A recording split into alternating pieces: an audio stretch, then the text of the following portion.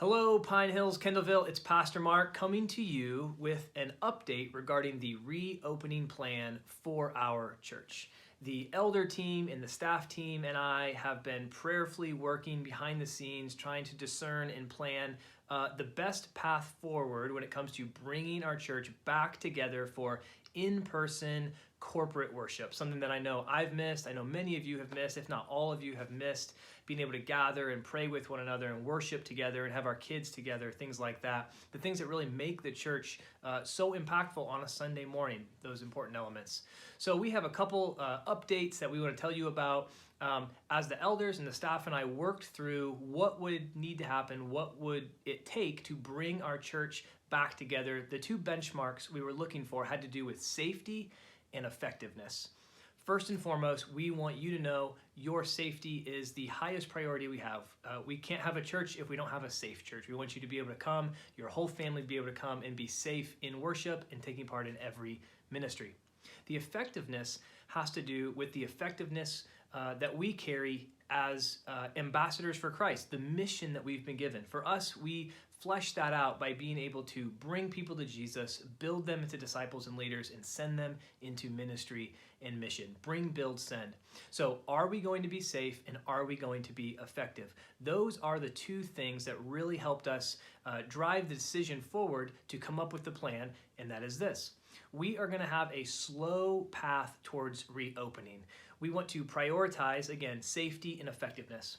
We legally could come back immediately this Sunday, but we don't feel that it would be safe for the size of our church, the dynamics of our church, a number of other things. We don't feel that it would be safe, and we don't feel that it would be effective. We would come together. A lot of people would still stay home for a number of reasons. We wouldn't be able to engage in worship and interaction and fellowship the way we want, and so we'd really be just missing the mark for what we feel the corporate gathering of the body of the Christ should be. So what we're going to do in this slow path towards reopening, instead of giving a firm date for when we're going to come back, we're going to commit to online church through Sunday, June 14th. Online church through June 14th. A lot can still happen. We don't know exactly what's going to happen as Indiana has reopened to some degree. We're working with local medical professionals, people in our church, also paying attention to Governor Holcomb's recommendations for us as a church and a large group. So what we're going to do is we're going to pay attention to those data points over this month, and then beginning June 1st, we're going to evaluate what has happened. Have cases gone up? Have cases gone down? Do we feel that we're in a better position to make a decision regarding coming back together? So committing to online worship through June 14th, but on June 1st, reevaluating and seeing, can we come back together in one way or another in late June, July, or at another time? One other thing that I've had a lot of questions on is that when we do come back, what's going to happen to those who aren't ready or aren't able to come back?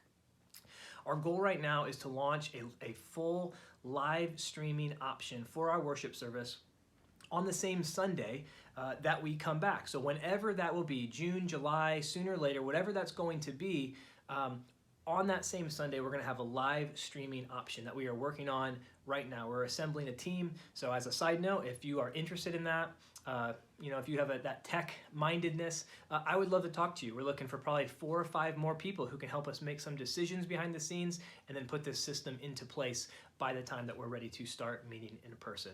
So you're going to get an email from me explaining this in a little bit more detail, a little bit of a lengthy email, but we want you to hopefully have all your questions answered. And if the email or this video doesn't do that, please reach out to me or Ed Gibson, Ross Robinson, or any member of the staff, and we can answer any questions. You may be thinking of things that we haven't even considered, so please reach out if that is the case. Thank you so much for your patience and flexibility and for the way that you're engaging in worship on Sunday mornings and throughout the week through Zoom and through Facebook and through YouTube. It's really been an incredible experience to see our church grow, to see Jesus's promise to build his church not be hindered, I don't think, in any way by this pandemic and by the stay-at-home orders. The church is continuing to thrive. Our church body, you, the men and women and families that make Pine Hills, Kendallville, the church, are continuing to grow in our faith, and we're bringing, building, and sending in new and exciting ways. So thank you for being the church. Thank you for your patience, your prayers, and your encouragement as we move forward on this path together. I'm excited to see where we go, and I'm very, very excited to see you in person sometime soon. Thanks for hearing the update. We'll talk more soon.